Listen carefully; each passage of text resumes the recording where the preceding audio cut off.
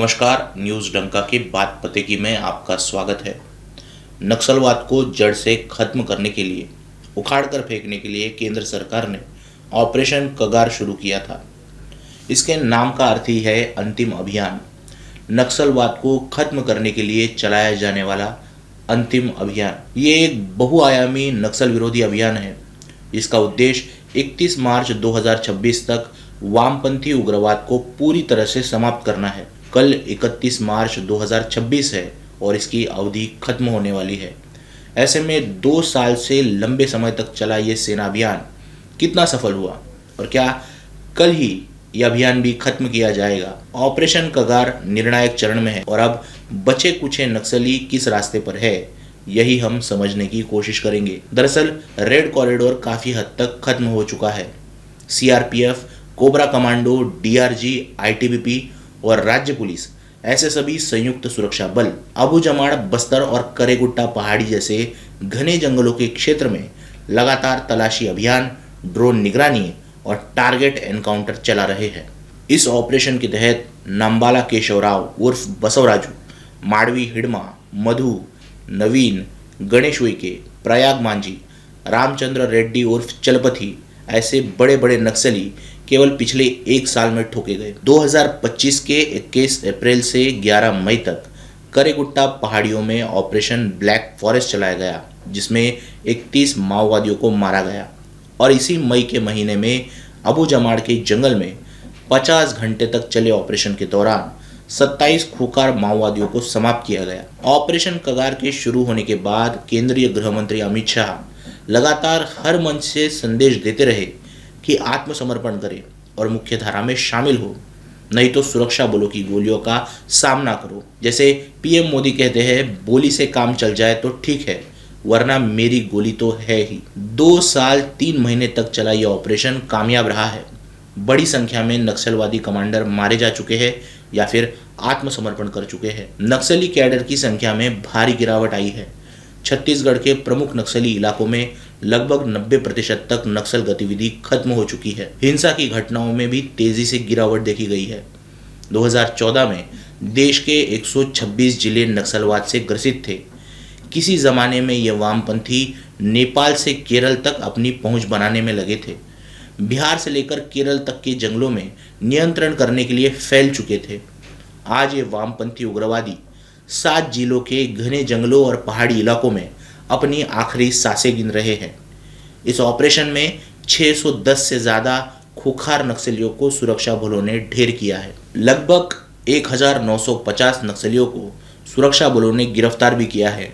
इन नक्सलियों को गिरफ्तार किया गया है, ये वो संख्या है जिसने आत्मसमर्पण नहीं किया है। अगर सुरक्षा बल चाहते तो गिरफ्तार नक्सलवादियों से बड़ी संख्या में मारे गए नक्सलियों की संख्या होती।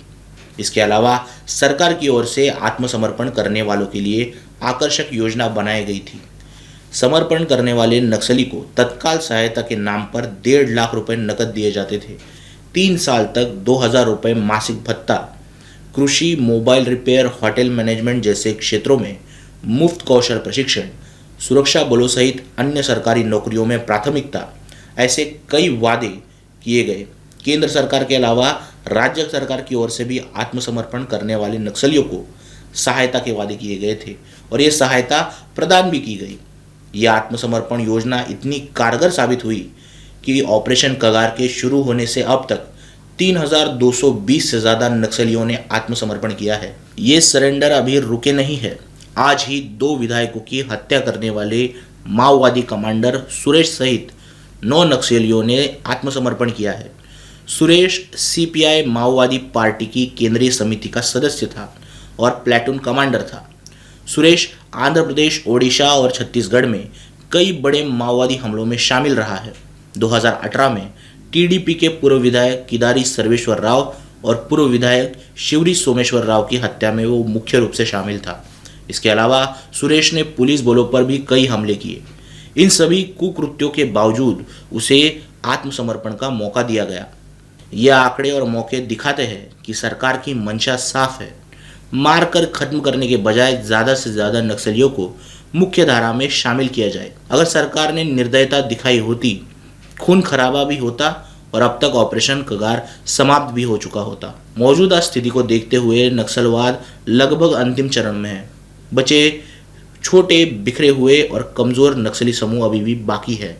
कुछ नक्सली नेता अभी भी घने जंगलों और पहाड़ियों में दुबक कर बैठे हैं। सुरक्षा बलों के अनुसार अभी भी 130 से 150 सशस्त्र नक्सली इस क्षेत्र में मौजूद है। इनमें प्रतिबंधित माओवादी संगठन की केंद्रीय समिति के 2 सदस्य और कई अन्य क्षेत्रीय स्तर के कार्यकर्ता हैं। इन्हें पकड़ने के लिए सुरक्षा बलों ने बड़े स्तर पर अभियान शुरू किया है। हमेशा की तरह इन नक्सलियों को या तो आत्मसमर्पण करने के लिए मजबूर किया जाएगा या फिर उनका खात्मा किया जाएगा, जिसके लिए सीआरपीएफ, बीएसएफ और आईटीबीपी की तैनाती की गई है। दौरान केंद्र सरकार नक्सल प्रभावित क्षेत्रों में कार्रवाई और विकास के लिए एक व्यापक योजना तैयार कर रही है। इस योजना के तहत क्षेत्रों से सशस्त्र पुलिस बलों को चरणबद्ध तरीके से हटाया जाएगा और कल्याणकारी योजनाएं लागू की जाएंगी। महाराष्ट्र, छत्तीसगढ़, तेलंगाना, ओडिशा की सीमाओं पर भी अभियान अब भी जारी है। नक्सलवाद समाप्त होने के बाद छत्तीसगढ़ के सेना को वापस बुलाया जाएगा और कल इस संबंध में घोषणा होने की संभावना भी है। सेना की वापसी के बाद राज्य पुलिस और छत्तीसगढ़ डीआरजी केंद्रीय बलों के कैंप की जिम्मेदारी संभालेंगे। दौरान नक्सली हिंसा प्रभावित क्षेत्रों में छिपाए गए आईईडी का पता लगाने के लिए सुरक्षा बलों को संयुक्त रूप से माइन डिटेक्शन अभियान चलाने के निर्देश दिए गए हैं। हालांकि विशेषज्ञों का मानना है कि सशस्त्र नक्सलवाद को पूरी तरह से नेस्तनाबूद करने के लिए अभी भी 60 से 90 दिनों तक का समय लगेगा और रक्तपात भी हो सकता है, जिसे नक्सलवादियों द्वारा संपूर्ण आत्मसमर्पण के साथ टाला भी जा सकता है। अब केवल एक दिन शेष है। देखना यही है कि बचे कुचे नक्सली अब क्या चुनते हैं। आपको क्या लगता है? वीडियो के कमेंट सेक्शन में ज़रूर कहिए। वीडियो अच्छी लगी हो तो इसे लाइक कीजिए और न्यूज़ डंका हिंदी को सब्सक्राइब कीजिए। मिलते हैं अगले वीडियो में किसी नए मुद्दे के साथ। तब तक नमस्कार।